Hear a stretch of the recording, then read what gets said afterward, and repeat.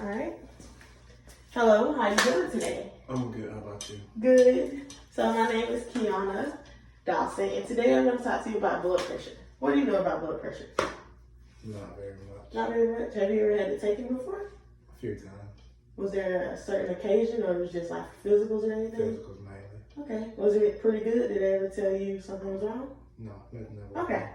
So today I'll talk to you. Blood pressure is basically when a doctor takes your blood pressure, or any healthcare provider, it is expressed as two numbers. Do you know what the numbers are? Or what they're called? Alright, so you have a systolic and you have a diastolic. It's going to be set up as if it was in a fraction. So the top number is where they call it systolic, bottom number diastolic, and it's in a fraction, okay? So if you ever see a number at the top, that would be the name for it, and the bottom, that's the name for it. If you ever, you don't have to remember that, but it's just something to know, okay? So, for example, you have a number at the top, it's 120. And you have a number that's at the bottom, it's 80.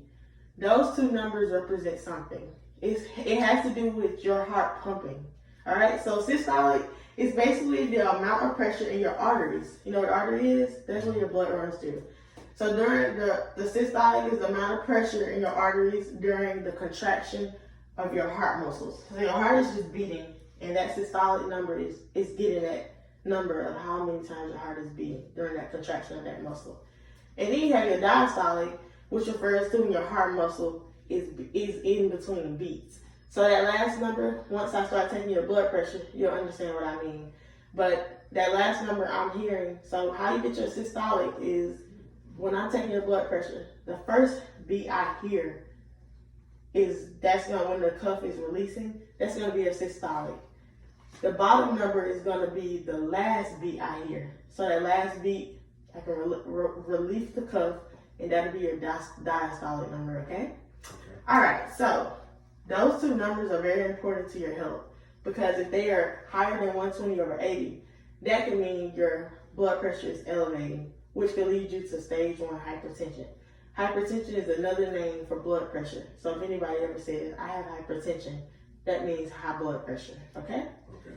All right, so when your heart beats too hard, that's telling you that your blood pressure is probably rising, because when that high blood pressure, it's like your body is your heart is pumping too hard just to get that blood to the rest of your body. All right, so do you understand it a little bit more? Yeah. Just a little bit? All right, so I'm going to explain what I'll be using for you today. All right, so the first thing is, this is going to be the blood pressure cuff. This is what I wrap around your arm. This is going to be the sphygmomanometer, which is the numbers. This is where you'll see the numbers, and this is how healthcare providers figure out what your blood pressure is, the top and bottom number. It goes to 300, but what we do, we inflate the cuff, and then you go to about 200, and when I get to 200, I will release the valve, this is the valve. The valve opens and closes. So when I close it, it's for me to, the cuff is going to be closed. So once I close it, I start pumping. And once I start pumping with the bulb, this is the bulb, this is what I use to press. So when I press this, the cuff inflates. And when I open the valve, the cuff deflates, okay? Have any questions about this? All right. So what this is a stethoscope. I'm pretty sure you've seen this before, right? Yeah. You know they do? Yeah. Okay. So this part is where I hear your beat, heartbeat, anything, okay?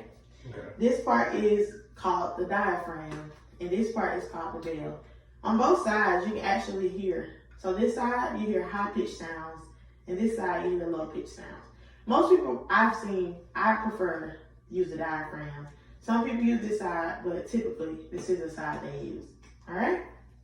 So, with that being said, do you remember the norms I told you? What is the normal blood pressure? Did I tell you already? 120 over 80. Okay, good job. And if it goes over that, that could mean High blood pressure. good job. You're listening to me. All right, so what I'm going to do is I'm going to perform this. So basically, I'm going to tell you how I'm going to do it. So I'm going to wrap this around your arm. Which arm would you like me to use? Okay. All right, so what I'm going to do is I'm going to go around your arm and wrap this.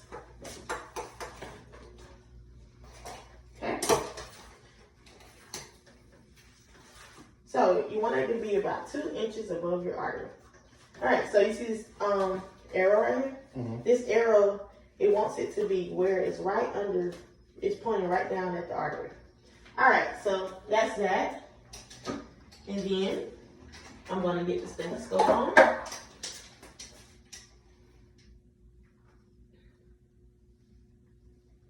So what I want you to do is, I want you to always have your arm above your heart. So have it about right there. Okay? All right.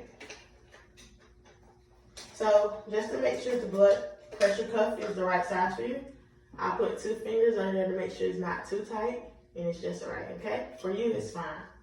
So the first thing we're gonna do is, I'm gonna set this up here so I can see it.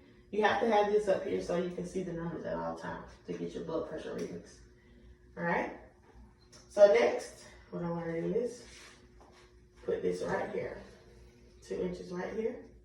So this is how I will hear your heartbeat, okay? All right, so like I told you before, we're gonna move this up until it gets to 180 or 200. All right, here we go. I'm gonna close off the valve and start pumping. It maybe it's gonna, have you ever felt it before, right? It's gonna feel a little tight, okay? Okay. All right.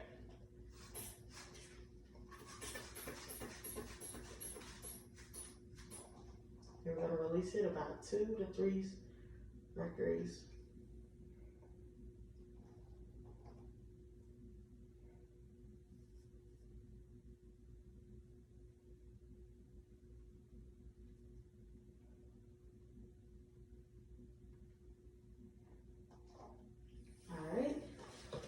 So yours is 122 over 74.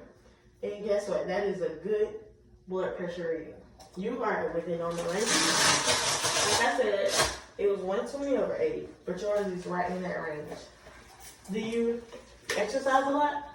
Yes. Play sports? Okay, that probably is why. So if someone was having difficulties, I would say if you're healthy, keep being healthy, keep exercising. What do you do a day? Like, what type of exercise do you do? Mainly just walking. Walking? Okay. So at least you're not sitting around. That's probably why you have a good blood pressure reading.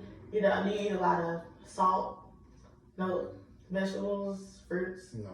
Okay. So, well, those things are good for you also. So if you did have some type of high blood pressure in the future, less salt intake is wonderful. Vegetables, at least a cup a day. Try to get a cup a day.